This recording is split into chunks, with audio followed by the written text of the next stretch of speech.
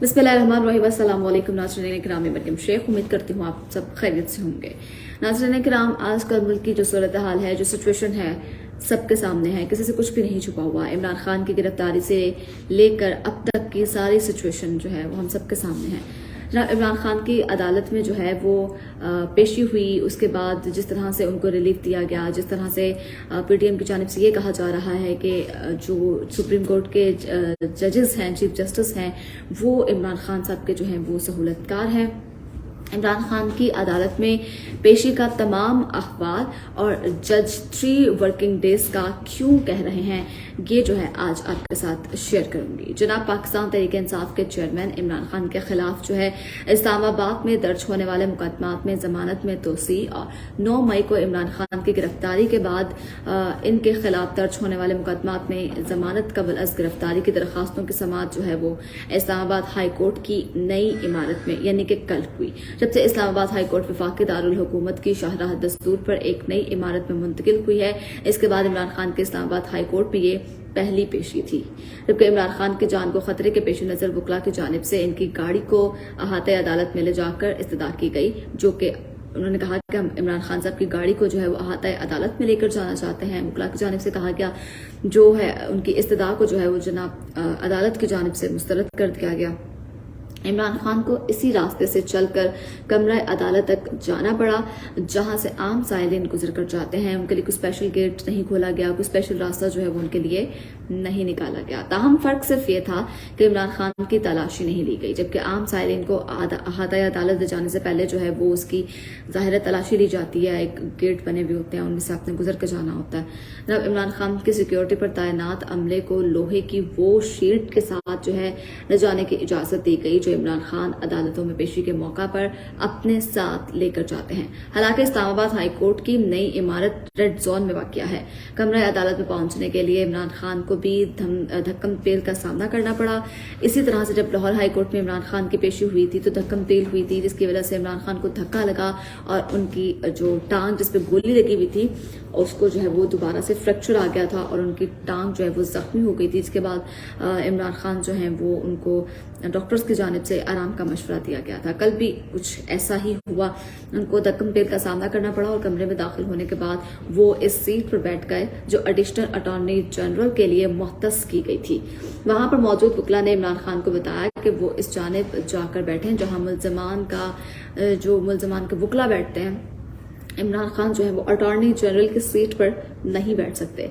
जनाब इमरान खान के चेहरे पर बाज़ाहिर जो है वो एक थकावट सी दिख रही थी, जैसे वो सारी रात के सोए ना हो, बल्कि सारी रात नहीं, काफ़ी दिनों के वो जो है वो सोए ना हो। जबकि इनकी शेप भी बड़ी हुई थी और वो आज इस तरह हशाश बशाश नहीं लग रहे थे जिस तरह वो गुज़िश्ता समातों के दौरान कमरा अदालत में दिखाई देते हैं। कहा जा रहा है कि इमरान खान साहब जो हैं वो मेंटली तौर पर जो है वो स्टेबल नहीं है, क्योंकि जिस तरह से उनकी पार्टी को एक धचका लगा, जिस तरह से उनके रहनुमा, उनके वर्कर्स उनको छोड़ के चले गए, एक के बाद एक बड़ी विकेट जो है वो गिर गई।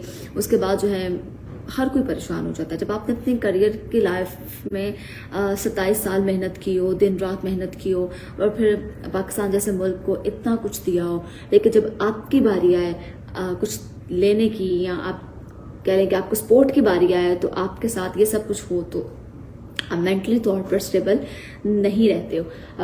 डॉक्टर यास्मीन राशिद साहिबा ने गुज़िश्ता रोज़ एक बयान जारी किया। उन्होंने कहा कि मैं जेल में मर जाऊंगी, सड़ जाऊंगी, मुझे ज़िंदगी नहीं चाहिए, लेकिन इमरान खान के शाना बशाना खड़ी रहूंगी, इमरान खान का साथ नहीं छोड़ूंगी। दूसरी जानिब जनाब वफाकी हुकूमत ने जो है वो इमरान खान का नाम लेने पर, इमरान खान की पिक्चर इवन के लगाने पर और इमरान खान को डिस्कस करने पर, टीवी पर डिस्कस करने पर पाबंदी आयद कर दी है। सख्ती से अहकाम जारी किए गए हैं कि कोई भी इमरान खान को जो है वो टीवी पर ओपनली डिस्कस नहीं कर सकता, कोई भी इमरान खान की पिक्चर जो है वो नहीं लगा सकता और इमरान खान का नाम जो है वो बाकायदा तौर पर नहीं लिया जा सकता। ये कहा गया है वफाकी हुकूमत की जानिब से। हालात जो भी हों, लेकिन इमरान खान साहब का कहना है कि वो कमज़ोर उस वक्त होंगे जब उनका वोट बैंक कम होगा। अब भी वो कहते हैं कि मैं गली मोहल्ले से किसी भी बंदे को उठाकर अगर इलेक्शन में खड़ा कर देता हूँ تو وفاق کو جو ہے وہ پتہ چل جائے گا کہ کس کا ووٹ بینک زیادہ ہے۔ صحافیوں کے ساتھ کمرہ عدالت میں گفتگو کے دوران عمران خان نے سوالوں کے بھی مختصر سے جوابات دیے۔ عموماً طور پر وہ سوالوں کا جواب دیتے ہوئے پہلے پوری تمہید باندھتے ہیں اور پھر تفصیلاً اس کا جواب دیتے تھے۔ صحافیوں نے پہلا سوال داغا کہ کیا آپ کے صدر مملکت ڈاکٹر عارف علوی سے اختلافات ہو گئے ہیں، تو انہوں نے صرف نہیں کہنے پر ہی اتفاق کیا، انہوں نے صرف نفی میں سر ہلا دیا۔ پھر انہوں نے کہا کہ اگر صدر مملکت پارلیمنٹ سے منظور ہونے والے بل پر دستخط نہ کرتے تو وہ 2 دن کے بعد خود ہی قانون کا اس نے درجہ حاصل کر لینا تھا، لہٰذا اس میں کوئی بڑی بات نہیں ہے، مجھے ان سے کوئی بھی اس بات پہ اعتراض نہیں ہے۔ اس کے بعد جب ان سے پوچھا گیا کہ حکومت نے تو 9 مئی کے واقعے کے بعد آپ سے مذاکرات کرنے سے انکار کر دیا، تو آپ اس پر کیا کہتے ہیں؟ آپ نے کہا تھا کہ میں جو ہے وہ مذاکرات کے لیے کمیٹی تشکیل دوں گا، ہم لوگ مذاکرات کے لیے اپیل کریں گے حکومت سے۔ تو عمران خان نے صرف یہی کہنے پر جو ہے آمادہ ہوئے کہ نہیں کرتے تو نہ کریں، مطلب کہ وہ مذاکرات اگر نہیں کرنا چاہتے تو ان کے ساتھ زبردستی نہیں کی جا سکتی، وہ نہ کریں۔ عمران خان کے خلاف مختلف مقدمات کی سماعت شروع ہوئی تو 2 رکنی بینچ کے سربراہ جسٹس میاں گل حسن اورنگزیب نے ایڈیشنل اٹارنی جنرل کو مخاطب کرتے ہوئے کہا کہ عدالت نے ملزم کی ضمانتوں سے متعلق جو گزشتہ حکم نامہ جاری کیا تھا اس میں واضح طور پر لکھا گیا تھا کہ عمران خان کو جن مقدمات میں ضمانت دی گئی ہے وہ صرف اسلام آباد کی حد تک ہی ہیں، جبکہ میڈیا میں یہ رپورٹ ہوا کہ اسلام آباد ہائی کورٹ نے عمران خان کو ان تمام مقدمات میں ضمانت دے دی ہے جو ملک بھر میں ان کے خلاف کیے گئے ہیں، یعنی کہ لاہور میں بھی کیے گئے ہیں، اس کے علاوہ سیالکوٹ، کراچی، ملتان، ہر جگہ پہ ان پہ کوئی نہ کوئی مقدمہ درج ہے اس وقت۔